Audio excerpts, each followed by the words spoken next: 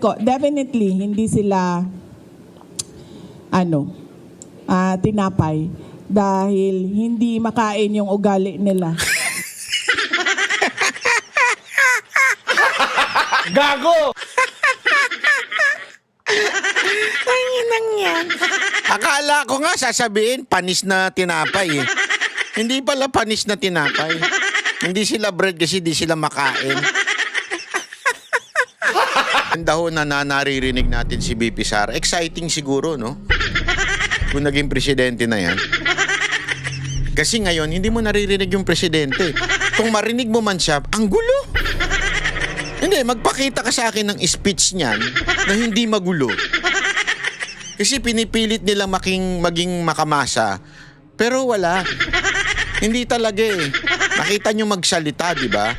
O, ang dami dyan mga congressman, pag nagsalita, pinipilit maging makamasa, ang gulo-gulo magsalita. Kasi hindi talaga, hindi masa, hindi talaga nakakaintindi ng lengguwahe ng mga nasa, sabi nga nila, nasa baba, nasa mga masa. O, eto si BP Sara Duterte, ang sarap pag naging presidente ito, no? Malalaman mo talaga may direksyon.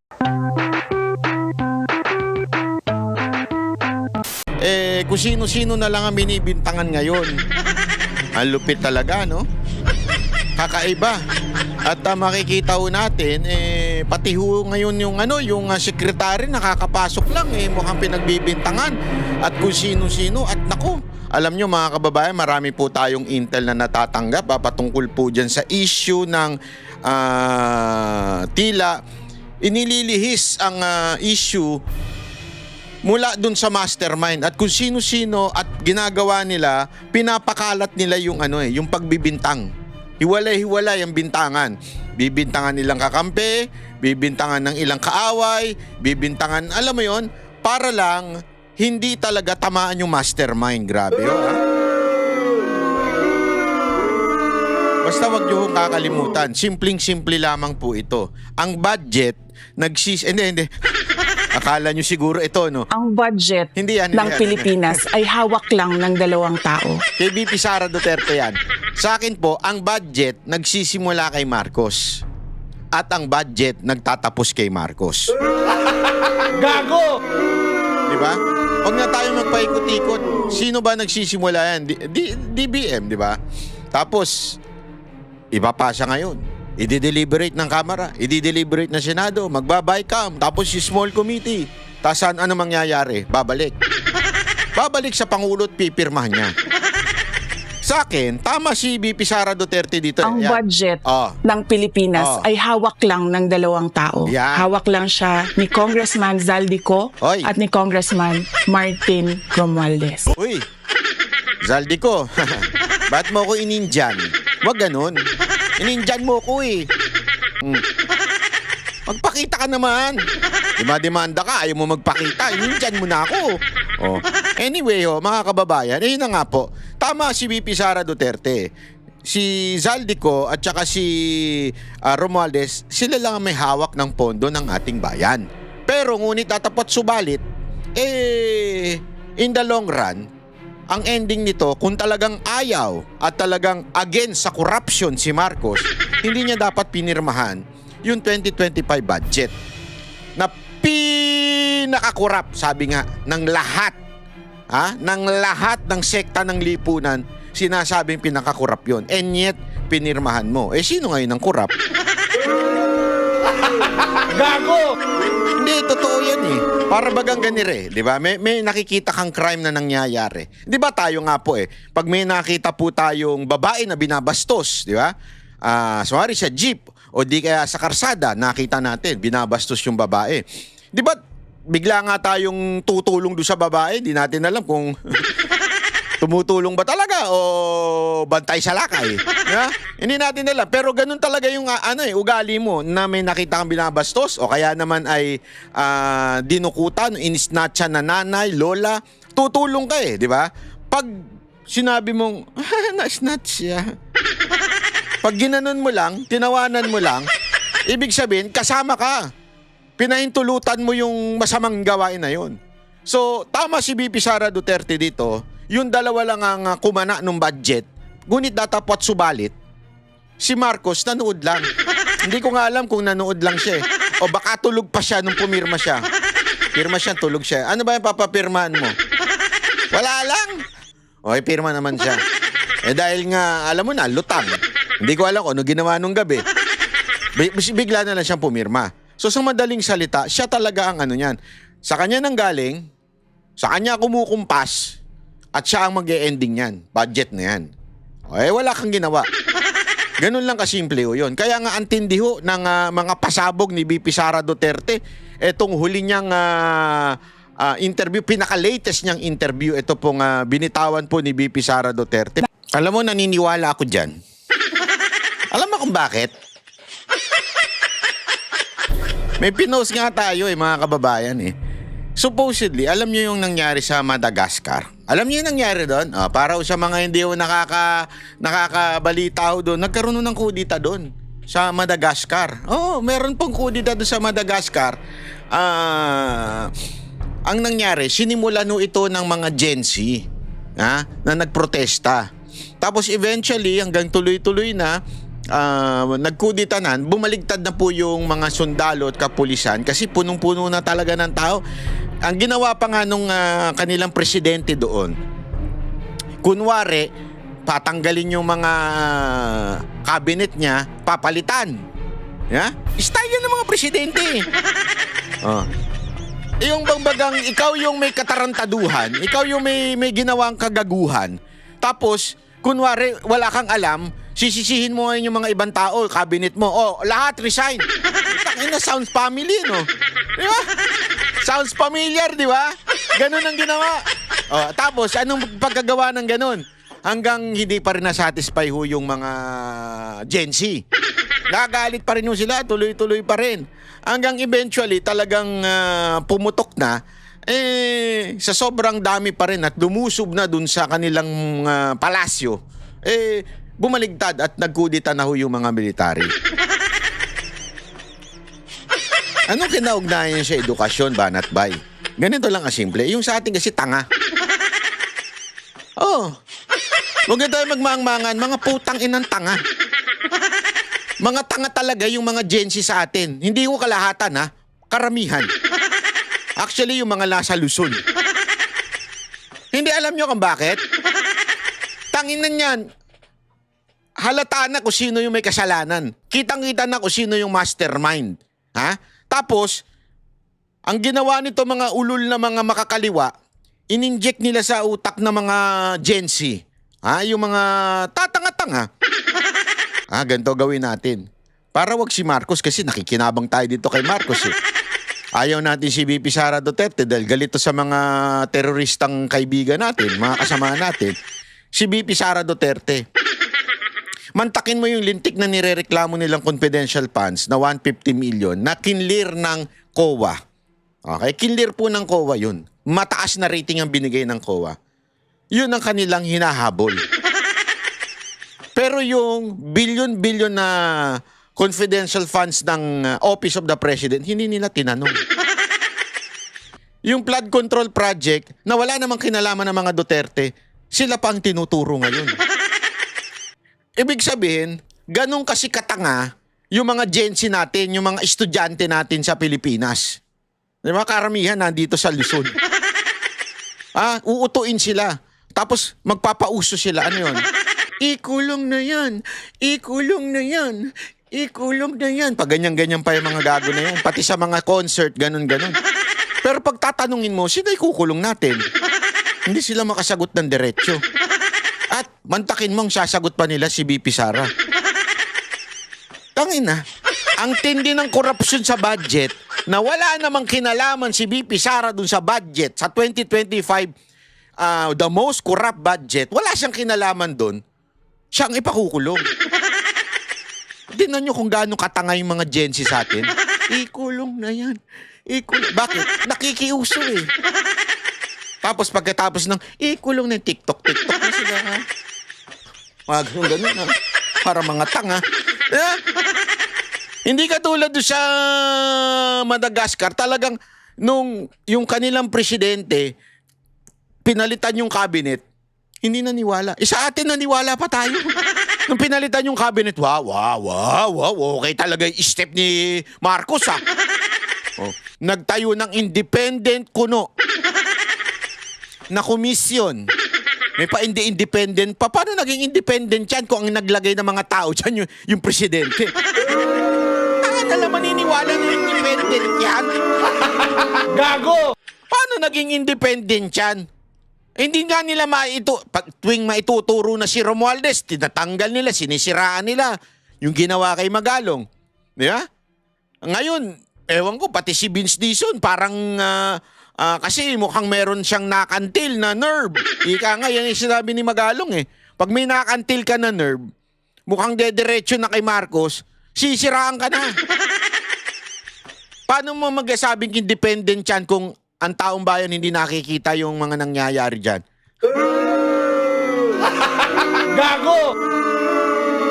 Eh ngayon nga, may palusot pa yung mga hindot na yun eh. Sa gobyerno, may palusot sila ngayon. Ilabas ang salin. Utangin ang yan. Ilabas ang salin. Sino ang mag-iimbestiga? Si Remulla. Sino naglagay kay Remulla? Yung pagkalagay pa nga kay Remulla ay kaduda-duda. Bakit? May kaso siya eh. Ang dami niyang kaso. Inilagay, pinilit pa rin siya ni Marcos. Ibig sabihin, talagang gusto ni Marcos ilagay ito. Tapos siya mag-iimbestiga ng salin? Gago! Tapos sasabihin ni Marcos, oh, I'm willing. At dapat naman yan. Hindi ko nga alam kung bakit pinagbawal yan noong nakarang administrasyon. In the first place, yung ombudsman na yan, napaka-independent niyan. Si Martires dati, napaka-independent niyan. Minsan nga, di ba, kontra nga yung mga desisyon niya kay Pangulong Duterte. Wala akong kinalaman yan. Talagang independent yung tao na yan. Di ba? O, ngayon, eto napaka-obvious na hindi independent si Remulla. Kasi talagang ipinilit ni Marcos kahit napakaraming kaso. In-appoint niya as ombudsman. Tapos ganyan sasabihin, hindi, open ako sa salin. Eh kung may nakita dyan, kung meron man ha, sa tingin mo ilalabas ni Remulla yan? Gago! At saka ako, sa totoo lang ha, hindi ako naniniwala yan, katarantaduhan niya salin. Ang dali-dali maglabas ng pera eh, di ba? Magkaroon ka lang ng state visit, ay labas mo na yung pera. Nakailang state visit sila sa ibang bansa, lalo na sa Europa, yung madali magtago ng pera. Diba? Hindi ko na lang sasabi, meron kasi isang bansa dyan na tinataguan ng mga kurap. Oh, madalas silang pumupunta doon, sumesegue doon sa bansa na yun. Meron dyan tinataguan na kung saan wala yung parang money laundering law nila. Kaya yung mga kurap, yung mga kriminal, dyan nagdi-deposit. Ayaw walang pangalanan yung bansa na yun kasi baka sabihin naman nung bansa na yun, maganda pa naman doon. Gusto ko pa naman bumalik doon. Pero doon talaga nilalagay yan. Kung gusto mo, may pera kang kaduda-duda, doon mag-deposit ka, walang katanong-tanong. Ilang beses sumegway dyan after the state visit. Oh. Kaya yung salin na yan, katarantaduhan yan. Alam mo mga kababayan, eto si Marcos, bihasa na yan. Tandaan ninyo. Natuto na yan sa nangyari niya sa tatay niya. Yung mga yaman na nandito, natuto na yan. Hindi na maglalagay ng yaman yan dito. Hindi na. Sa ibang bansa na maglalagay ng yaman yan. So kahit ano pang salin na yan, wala yan. Bullshit yan, ika nga. Kalukuhan yan. Isang malaking katarantaduhan. Pambubutol na naman. Dahil tanga nga yung mga Gen Z natin dito, maniniwala naman sila. O, tingnan nyo na. Tapat si Marcos kasi ilalabas niya salin niya. O, si BP Sara, tingnan mo. Yung salin niya, sigurado ako, yan siya dadalihin kasi maraming mga questionabling kayamanan niyan. Ang daling-daling gaguhin ni Remulla yan eh. Kung gugustuhin niya, gagaguhin niya yan. Diba? Sabi nga ni Marcos, ni Amy Marcos, una yung, yung People's Initiative. Yung charter change nila, hindi nagtagumpay. Di ba? May mga sumunod pa yung impeachment. Oh, hindi rin nagtagumpay. Oh, pinag-initan si Chis Escudero dahil hindi tinulak ni Chis Escudero yan. Oh. Ngayon naman, ito yung plan C. Ano yun? talagang kasuhan siya at matanggal. At bilang hindi na makatakbo. Kasi pag ikaw nakasuhan at nakonvict dyan, di ka na pwede. As a public servant, di ka na pwede. Ganun ang gagawin dyan. Yan yung sinasabi ni Amy. O, nakikita na natin. Yan, SALN na yan. Ang dali-daling mag-imbento. Di ba? Ang dali-dali hong gumawa ng mga imbento na data dyan. Kung hawak mo yung pinuno dyan. Hindi, isipin nyo bakit pinilit si Rimulya dyan. O. Alam naman natin si Rimulya, ang karakas niyan. Di ba, panahon pa lang ni Bantag, panahon pa lang ni Tebes, alam na nating karakas niyan. Makikita mo na talaga na kung basta kalaban, kaya niyang diin. Kaya niyang idiin. In all kind of hocus-pocus, gagawin niya para maidiin. Kaya tama eh. Tama eh. Ako, sangayon ako this time kay Amy. Doon sa sinabi niyang plan C, na ipakukulong itong si VP Sara Duterte, yan talaga ang plan C. Kami nangantang ang kabataan ngayon eh. Hindi alam mo, nung high school ako, isa ako sa mga tarantado nun. Bulakbol. Kaya mga grades ko palakol. Swerte na ako pag naka 75 ako. Ibig sabihin, blessed na ako nun. Usually yung grade ko, mga 70, 71. Mataas na nga yung 72. Pag 75, wow. Himala na yun sa akin. Ganun ako. Bakit? Ayoko talaga mag-aral nun. Kasi rebelde nga ako nun. Ayoko mag-aral. Pero alam mo, yung karunungan ko nung high school ko nun, mas matalino pa ako dun sa mga marurunong ngayon eh. Yung sa mga may honor, mas matalino pa ako nun eh. Kahit bobo ko nun. Ang grabe ngayon. Hindi makapagbasa ng diretsyo. Hindi, alam mo yun, bulol-bulol. Mali-mali yung kasi nga, ayaw ko kung anong klaseng, ayoko naman sisihin yung mga nagtuturo sa kanila. Pero ganun na talaga ang natin, edukasyon natin, bagsak na talaga eh. Kaya nga ang daling utuin. Ang daling utuin, lalo na nandyan yung, kaya nga di ba kung maalala ninyo, yung confidential funds sa DepEd at ni sa Office of the Vice President, ginamit yan laban doon sa mga makakaliwa, doon sa mga eskwelahan. Para talaga ma-eradicate na ito mga demonyong NPA na nasa eskwelahan. Alam naman po natin yan. Hindi na natin maipagkakailayan. Pag may napapatay ang mga sundalo, ano mga paripanalya na nandun? Galing sa mga makakaliwang party list. Tanong nyo sa NTF-ELCAC, marami silang alam niya. Mga sundalo, alam nyo yan, di ba?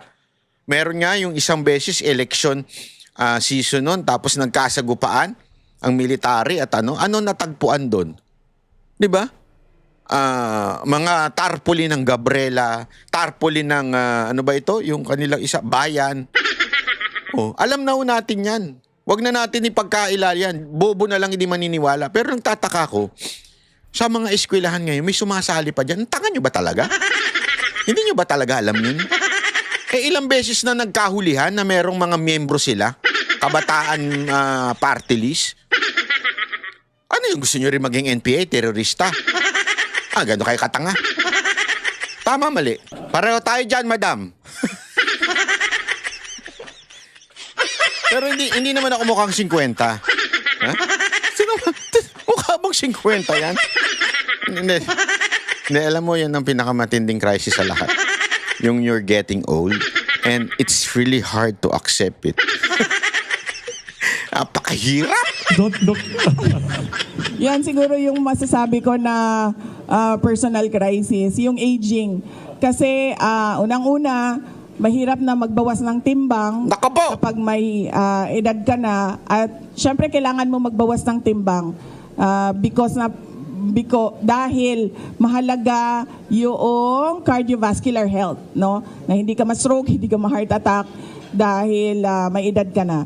Pangalawa, kung napapansin nyo, nauubos na yung buhok ko. Hindi ko alam kung bakit. Everyday na maligo. Ma'am, payuhan ko kayo. Ang kapal ng mukha mong animal ka, banat ba? Payuhan ko kayo kung papaano mapigilan ng paglagas ng buhok. Alam ko, expert na ako dyan. Huwag kang magpapakulay, number 1. Nasira ang buhok ko dahil kay Rodman. Tangin nito si Rodman eh. Kilala niyo si Rodman. Si Dennis Rodman. Nung nauso siya, yung iba't ibang kulay ng buhok, ay ako din gumaya. So araw-araw ako noon, nagpapa-bleach ako kasi araw-araw yung basketball noon. Iba-iba kulay ng buhok niya. Yung pala, eventually nalaman ko, artificial lang pala yung ini-spray lang. Hayop yan. Gago! Ako, as in nasira yung aking skin, yung scalp, yun. Kaya nakalbo ko. Pero okay lang kasi mas gusto ko naman talagang kalbo kasi pagising mo, on the go ka na kagad. Hindi halata kung naligo o hindi. Di ba? May nakaka-relate dyan. Lalo na yung mga herbal na binibili. Atay tayo dyan, Brad. Sino dyan? Mahilig sa herbal para hindi tumanda. Para sa bato, para sa kidney, para sa libe. Para sa UTI, para sa buto, para sa gamot sa cancer, gamot sa ubo. yung mga ganong bangbagang, alam mo pag mga wag na kayo maniwala dito. Wag na kayong maniwala, hindi kay BP Wag na kayong maniwala pag may nag-alok sa inyo ng gamot at sasabihin niya, alam mo, etong gamot na ito, gamot ito para sa cancer, sa liver, sa kidney, sa ubo, sa buto, sa utak, sa dugo, sa high blood, pag all-in-one na gamot. Huwag na kayo maniwala doon. Tapos ano nakalagay doon? Herbal lang. I mean, okay lang sana. Halimbawa, isang herbal. Ito, maganda ito para sa dugo. Okay na yan. Pero yung lahat na lang napagaling nung herbal na yon. Ngayon, parami na ng paramin doktor sa social media eh. May tanong. Ayan, si Mr. One of the earliest. Yes. Pakibigay naman kay Mr. Ian ng GMA 7. One of the earliest to come here.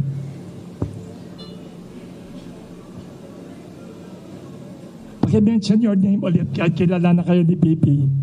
Thank you.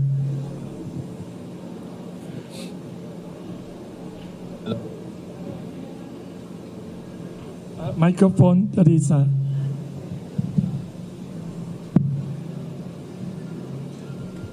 VP, good morning po. Ma'am, kunin lang po namin yung reaction nyo dun sa sinabi po ni President Bongbong Marcos na hindi daw po aabot yung mga aligasyon ng korupsyon sa katanggapan po nila sa Office of the President kaugnay dun sa mga flood control projects po. Sasagutin niya ni Attorney Trixie. I would like to acknowledge the presence of Attorney Trixie.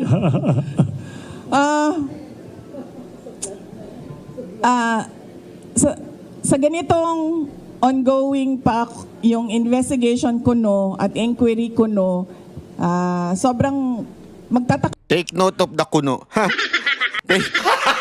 Gago! Kasi isang katarantaduhan ng investigasyon na ginagawa ng gobyerno ngayon, lalo-lalo na ICI. Bakit confidence yung Pangulo na hindi aabot sa Office of the President yung iskandalo at yung korupsyon. So ibig sabihin, siguro alam na niya kung ano yung kalalabasan ng inquiry at ng investigasyon. Kasi wala namang iba sigurong explanation kung bakit napaka-confident mo sa mga mangyayari pa. Wala pa akong nahanap na tao na alam kung ano yung mangyayari bukas. Siya pa lang. Si BBM pa lang. Ma'am, doon naman po sa sinasabi na baka possible na maging state witness si former Speaker Martin Romualdez, do you think magiging effective po siyang state witness doon sa mga flood control projects po? Sound, pakilakas ulit. Laksan konti. Pakilakasan konti. Ma'am, may natanong na rin po sa Malacanang kung patungkol doon sa pagiging state witness daw. State witness ni former Speaker Martin Romualdez. Do you think magiging effective siyang state witness doon po sa flood control project po? Okay. Hindi ako mag-comment dyan kasi hindi ko alam kung totoo ba talagang sinabi ng ICI yan at desisyon talaga ng body yan na siya ay maging state witness. Mamaya na lang tayo magkomento kapag nandyan na yung kaso at nakikita na natin na totoo talagang state witness siya. Pero sa batas, yung principal sa krimen ay hindi pwede maging state witness. Thank you. Manila. So madaling salita, principal si si Romualdez. Teacher lang si Zaldico. Kasi principal si Romualdez Di ba? Kaya hindi pa pwede yun. Kasi ako, baka sabihin ng iba, state witness tapos ituturo si Marcos. Hindi. Partner sila dyan. Hindi ako naniniwala na ang pinaka parang boss ni Romualdez ay si Marcos. Hindi.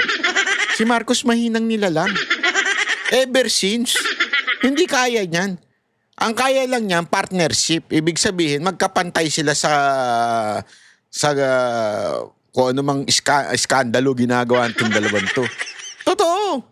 Hindi pa pwedeng yan. Hindi pa pwedeng mastermind si Marcos lang. Silang dalawa. Partner sila dyan. Times. Ma'am, good morning po. Isa pa. Yes. Good morning po, ma'am. Ma'am, ito pong kapapasok lang po na balita. Tinuro, parang iniimbestiga, nag-order daw po si Ombudsman Remulla kay Secretary Dizon na parang investigate daw si Senator Bongo sa anumang possible link sa mga diskaya. So, ma'am, of course, Bongo is one of the allies of your father, the former president. Ano man sabi niyo dito sa parang saka do you think, ma'am, ituturo po ba ang mga kalaban sa politika sa ongoing na ICI investigation? Hindi ko alam kung ano yung malamang nakakaalam niyan si BBM kasi ngayon nga confident na siya na hindi siya kasali sa mga hindi aabot. Tama ba ang sinabi? Hindi aabot sa Office of the President ang corruption. So siya lang makakasagot niyan kung ano ang mangyayari. Ano yung tanong mo? Yeah, of Sorry? course, baka ituro lahat ng mga kalaban sa politika sa ongoing na investigation ng ICI. Do you think po mangyayari po ba na baka mapunta rin sa inyo yung sise or mapunta rin sa inyo yung ituturo or whatever dun sa investigation? Aabot sa akin yung flood control project. Baka umabot, ma'am, sa inyo, ma'am. Kasi kung hindi aabot sa kay BBM, baka kayo naman pong ituro, ma'am, ng mga sinasabing witness. Aba, siyempre. Sigurado ako hindi aabot sa akin ang flood control scandal. Kasi unang-una, wala namang flood control projects sa OVP or sa Department of Education. At makakasabi naman talaga ang mga contractors and even si Secretary Bunuan, wala talaga akong at all project dyan sa DPWH. In fact, hindi nga nila masabi ngayon na may insertions ang Vice President kasi wala talaga. Hindi ako sumasali sa ganyan. Kung aabot ba sa akin, sa tingin ko aabot siya kasi kaalyado kami. Sa tingin ko ililink nila, sa tingin ko susubukan nila na paabutin sa akin dahil sa kaalyado ni dating Pangulong Rodrigo Duterte, si Senator Bongo. Doon siguro nila gagawan ng kwento yon. Yung part na ako, si PRD, nasa gitna, at si Senator Bongo, nasa kabilang side. Last question na lang, ma'am. Ma'am, medyo light tayo, ma'am. Ma'am, if you're bread or tinapay, anong bread po kayo? Anong bread si BBM? Anong bread si Martin Romualdez? Anong bread si Zaldico? Ito talaga. Taga Manila Times magaling.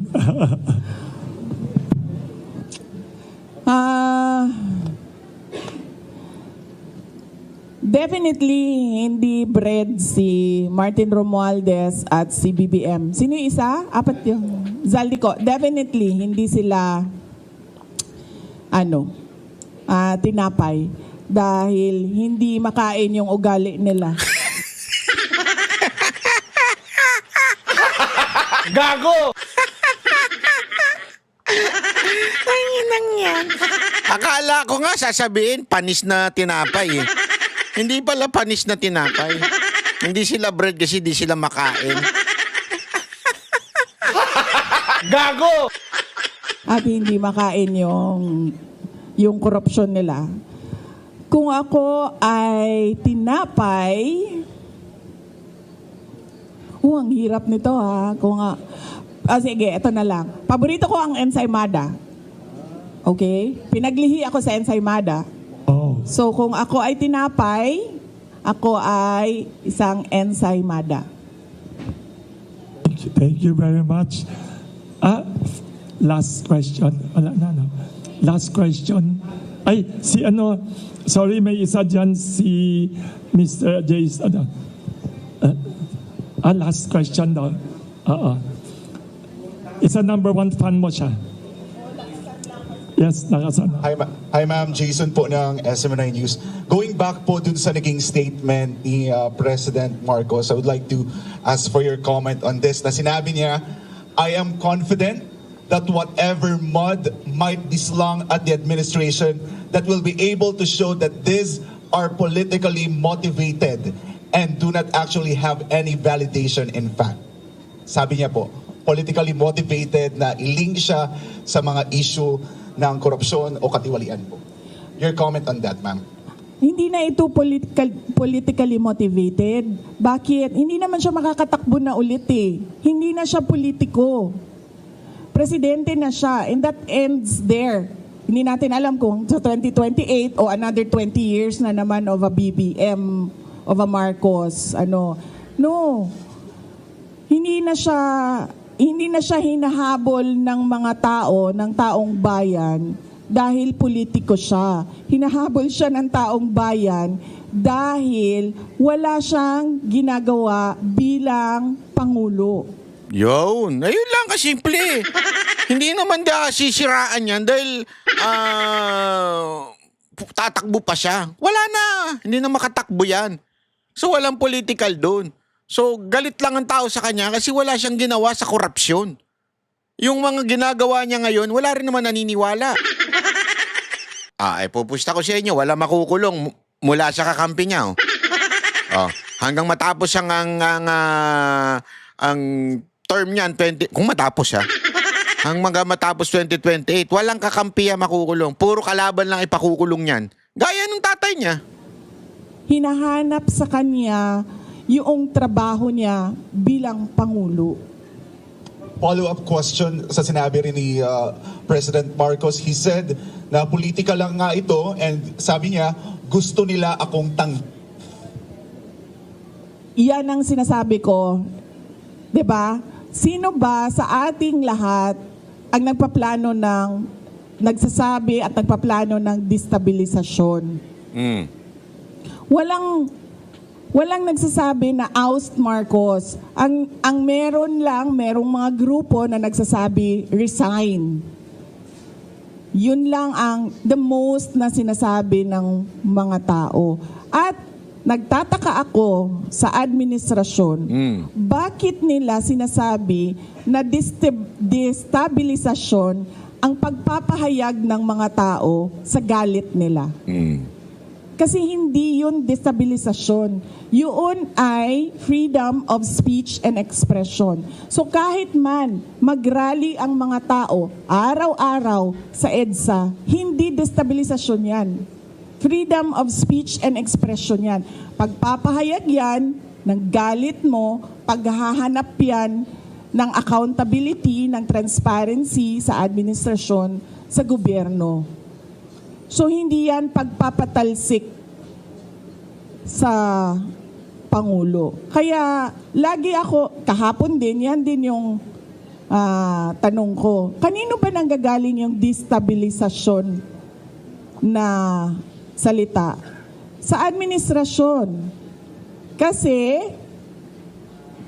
duda ko, natatakot sila sa posibleng mangyari sa kanila. At alam naman natin na matagal na talaga silang insecure. Oo, totoo yan. Noong kampanya pa lang, madami na akong kwento ng yung panggigipit nila sa team, campaign team ko.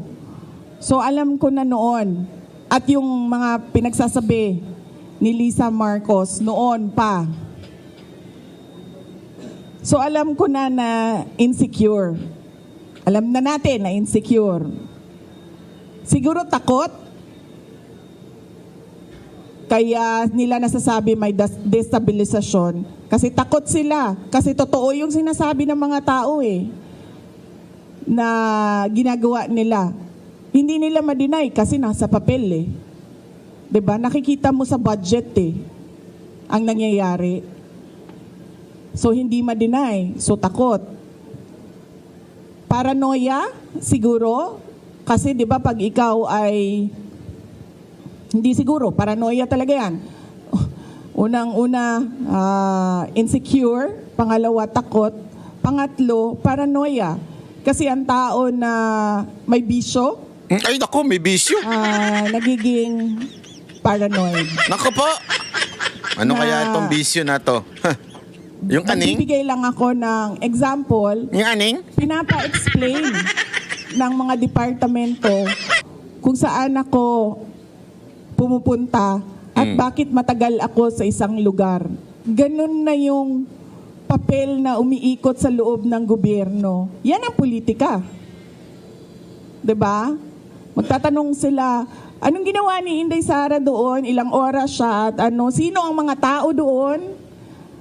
At yung mga kawani ng gobyerno na nandun, ipa-explain bakit sila nandoon.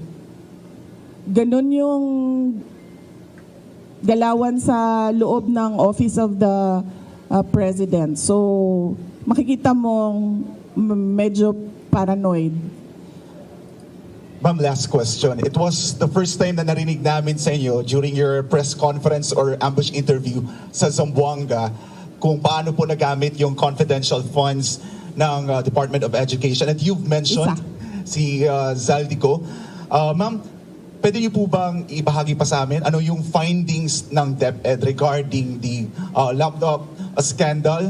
And then, ano po ang ginawa ninyo sa findings na ito? Ipinaalam niyo ba President Marcos, may ginawa po bang parang case build up para kung makasuhan man kung may ikakaso? Yes, gumawa kami ng investigation sa loob ng Department of Education. Isa sa mga pinagamitan ng confidential funds ay yung corruption sa loob ng Department of Education. Hindi lang sa laptop madaming reports of corruption inside the Department of Education. Hindi lang sa central office, kasama na yung sa mga regional offices namin. So kapag merong reports, pinapaimbestigahan yon. So isa sa mga inimbestigahan is yung laptop. Ang unang ginawa doon is nag-request ng fraud audit sa Commission on Audit.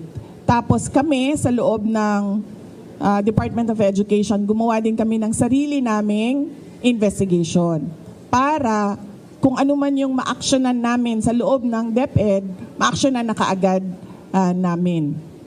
Unfortunately, yung procurement ng laptop, hindi siya nangyari sa loob ng Department of Education. Saan? Nangyari siya sa DBM. Talaga? So, ang pinaka-papel na nasa loob ng Department of Education ay yung agreement between DepEd and DBM. So, hindi pumasok lahat ng procurement documents sa DepEd. So, ang pinaka na magawa lang namin doon sa loob ng Department of Education is mag-blacklist. And at that time, hindi pa namin ma-blacklist kasi hindi nga sa amin nangyari yung procurement. So, natali yung kamay namin doon. Kaya inasahan namin na doon sa fraud audit ng Commission on audit, may lalabas doon na mga personnel involved. At doon sa Blue Ribbon Committee na investigation, kung maalala nyo, may nangyaring Blue Ribbon Committee investigation sa Senate, sa laptop, ginamit namin yon sa loob ng Department of Education para isa-isahin kung sino yung mga personnel involved na under sa mga tao involved doon sa Senate Blue Ribbon investigation. Diyos ko, akala mo ba yung presidente natin nagtatrabaho? Hindi nagtatanong yan at all. Hindi. I swear to the flag, si BBM, hindi yan siya. Nagtatanong ng trabaho at all. Kaya napansin nyo ba, walang direksyon yung governance at walang direksyon yung iba't ibang departamento. Bakit? Kasi he doesn't give direct, he doesn't command. He doesn't command, he doesn't ask, he doesn't say that, look, there's a Philippine Development Plan. And Di ba, yan din yung sinabi. Kinuwento na natin yan dito eh. May source tayo eh. Nakalimutan ko kung anong pangalan ng abogadong source natin na dati ring secretary. Baka obvious eh. Di ba? Sinabi niya, wala nga cabinet meeting eh. Kay Pangulong Duterte, hindi nyo napansin, di ba? Dati, may picture every time may cabinet meeting. Tingnan nyo ngayon, bakit walang cabinet meeting? Walang picture. Kasi imposible na hindi sila maglalabas ng picture. Dahil alam naman natin, walang ginawa itong gobyerno to, hindi magpa-cute eh. Di ba? Ilalabas nila yan. Ngayon, wala ka makikita. Bibihira siguro once in every 3 months. Ganon ang cabinet meeting. Tama si BP Sara dito. Wala talagang direksyon itong si Marcos. Walang ginagawa. what are you supposed to do about this? Akala nyo ba yung ginawa ko sa DepEd, galing yun kay Bibi? Hindi, akin yun. Lahat. Kasi he did not give any orders at all. So pag upo ko doon, sabi ko sa mga kasamahan ko, sa mga USEC at ASEC, I think this is our show. Kasi walang direction. Walang participation at all ang Pangulo. So gagawin na lang natin kung ano yung karapat dapat na gawin para sa edukasyon dito sa ating bayan. So we created the Matatag Agenda. We followed through with the Matatag Curriculum. At unfortunately, hindi kami natapos kasi... Alam nyo kung bakit, mga kababayan? Nag-decide ako na I don't deserve the attacks that were thrown at me by the administration. Kasi ako na nga lang siguro yung kaisa-isa dong nagde-deliver para sa cabinet ni BBM. Tapos gadun pa yung gagawin nila sa akin. Hindi, alam mo, parang yung sa eskwelahan lang yan eh, di ba? Kung sino yung masipag, kung sino yung matalino, nagagalit lahat ng bobo. Lahat ng tamad, galit. Bakit? Kasi, wag ka nang maging masipag kasi ma-emphasize na kami ay tamad. Wag ka nang maging matalino, ma-emphasize na lahat kami tanga. Ganyan eh. Kaya siguro nagalit dito kay BP Sara Duterte kasi magaling, maayos ang kanyang pamamahala. Bilang DepEd Secretary, para bagang sinasabi ng iba, relax ka na lang, huwag ka nang masyadong dyan kasi mapapansin pa na wala kaming ginagawa dito. Di ba? Ganyan eh, ganyan ang datingan eh, ng mga ibang siguro nandun sa loob. Puro mga walang silbi mga sa loob eh. Aside from ang motibo lang ay pasamain ang mga Duterte, yun lang, wala na. The rest, talagang mana sa amo nila. O di, nung nawala ako, edi wala na. Wala na siyang accomplishment at all. Thank you very much, Vice President. Due to limited time, sorry kasi we'd like to request naman the Vice President to give a message. Ma'am, baka you have a message for World Pandesal Day and to the public. Thank you for all Yes. Happy World Pandesal Day sa inyong lahat. Nagpapasalamat ako sa oras at panahon ng ating mga kaibigan sa media sector ngayong umaga na ito dahil nakasama namin kayo sa World Pandesal Day. At maalala ko nung kabataan ko, ang pandesal ay 25 centavos. So, yun yung childhood ko. Yes. 4 na pandesal sa piso. Yun yung childhood ko. 1980s. Wow. Yes. Alam mo mga kababayan, hanggang dyan na lang po muna tayo. Napaka ganda ho na naririnig natin si BP Sara. Exciting siguro, no? Kung naging presidente na yan. Kasi ngayon, hindi mo naririnig yung presidente. Kung marinig mo man siya, ang gulo. Hindi, magpakita ka sa akin ng speech niyan na hindi magulo. Kasi pinipilit nila maging makamasa. Pero wala. Hindi talaga eh. Nakita nyo magsalita, di ba? O, ang dami dyan mga congressman, pag nagsalita, pinipilit maging makamasa, ang gulo-gulo magsalita. Kasi hindi talaga, hindi masa, hindi talaga nakakaintindi ng lengguwahe ng mga nasa, sabi nga nila, nasa baba, nasa mga masa. O, ito si BP Sara Duterte, ang sarap pag naging presidente ito, no? Malalaman mo talaga may direksyon. Alam mo, ito kasi ang problema. Kaya itong si Marcos walang alam pagdating mo sa governance. Kasi, alam nyo ba, nung panahon na siya ay governor dyan sa Ilocos, hindi daw nakikita yan sa opisina. Siguro mga once election, pagka mag-o taking, the rest hindi na siya nakikita. So, hindi niya talaga alam kung paano magpatakbo ng local government. Alam naman natin po, si BP Sara Duterte, magtanong ka sa Davao, mahal na mahal siya ng mga taga Davao. Kasi hands-on niya mga Duterte. Kahit si Basti ngayon, hands-on din. Di ba? Ganyan yung mga Duterte, hands-on. Kaya tuwang-tuwa ang mga taga Davao City sa tanungin niyo yung mga taga Ilocos Norte kung tuwang-tuwa sila kay Marcos noon. Hindi na nga nila makita-kita eh. Basta ang alam lang nila, Ilocano yan. Pero mga Duterte, talagang ramdam mo pagka may kailangan isumbong at may tiwaling pulis o opisyal, pag sinumbong mo talaga, yari talaga sa mga Duterte. Ganun yun eh. Kilala yung mga Duterte na ganun. Kaya mahal na mahal sila. Kaya tingnan mo naman, di ba? Yung lungsod nila ay napaka, talaga, yung mga building, hindi nga bumagsak, di ba? Kasi nga, sinusunod talaga yung mga dapat na sunurin. Sa building code, stricto nga di ba? Yan nga yung kinagagalit ng ibang mga negosyante kay Basti kasi napaka-stricto. Kasi eventually, na-realize nila, tama pala. Kung hindi pala, nagbagsakan na. Hindi nyo napansin? Buong Visayas, yung sa Cebu, nagbagsakan, kita nyo naman. Nung sa Mindanao na, yung sa Davao na, walang bumagsak. Ang ganda-ganda. Kaya nga alam mo, pagka natuloy yung pinaplano nila na ihiwalay ang Davao, dyan ako titira. Walang kwenta dito sa Maynila. Hindi, totoo hindi ako nagbibiro. Tingnan nyo na lang yung traffic natin. Kaliwat kanan ng construction pa rin, di ko maintindihan. Yeah?